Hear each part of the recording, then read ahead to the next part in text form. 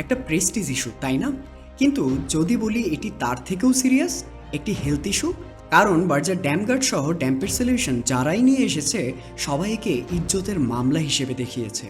বলেছে এটা দেখতে পথখত, তবে রিসার্চ দেখালো এর ভয়াবহ রূপ। ডাব্লিউএইচওর তথ্য মতে ড্যাম্পের কারণে মানুষের রেসপিরেটরি সমস্যা বেড়ে যায় প্রায় 30 থেকে 50%। ড্যাম্প শিশুদের একাডেমিক পারফরমেন্সে ও প্রাপ্তবয়স্কদের ওয়ার্কপ্লেস অ্যাটেন্ডেন্স সহ মানুষের স্বাস্থ্য ঝুঁকিতে প্রভাব রাখে। এই স্বাস্থ্য ঝুঁকির দিকগুলো না জানার কারণে দিনের পর দিন ড্যাম্পকে ঘরে পুষে যাচ্ছি। নিজের অজান্তেই হচ্ছে নিজের ক্ষতি, বাড়ছে টক্সিসিটি।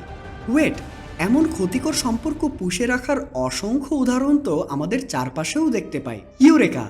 বার্জার ড্যাম গার্ডেন নতুন স্পেসের জন্য পেয়ে গেলাম ট্রেন্ডি টার্ম টক্সিক রিলেশন। আর সম্পর্কটা যে সমাপ্ত হওয়া উচিত সেটা জানাতে আমাদের এক্সপার্ট অ্যাডভাইস। ড্যাম্প ওয়ালের সাথে টক্সিক রিলেশন, ড্যাম গার্ডই সঠিক সলিউশন। ক্যাম্পেইন দিয়ে স্ট্যান্ড আউট করাই শুধু লক্ষ্য না, জনস্বার্থে এমন ইনফরমেশন পৌঁছে দেওয়া আমাদের দায়িত্ব হিসেবে নেই। পেয়ে যায় ব্র্যান্ডের বিগার পারপাস। ইলেকশনের মৌসুম, সবাই যখন নিউজে হুকড, তখন একটি সতর্কতা সংবাদ। Toxic relation. আমরা জিম মরিয়ার্টি স্টাইলে আরিফিন শুভকে দিয়ে টেক ওভার করি টিভি স্ক্রিন। শুরু হয় প্রশ্নের ঝড়। জমে ওঠা সেলিব্রিটি গসিপকে আরও চাঙা করে দেই পিআর দিয়ে। সবার আগ্রহ ধরে রেখে লঞ্চ হয়ে যায় 2টি টিভিসি। সবাই জানতে পারে টক্সিক রিলেশনটা মানুষের সাথে মানুষের না, মানুষের সাথে ড্যাম্পের। কমিউনিকেশনে দেখাই শকিং কিছু ভিজুয়াল।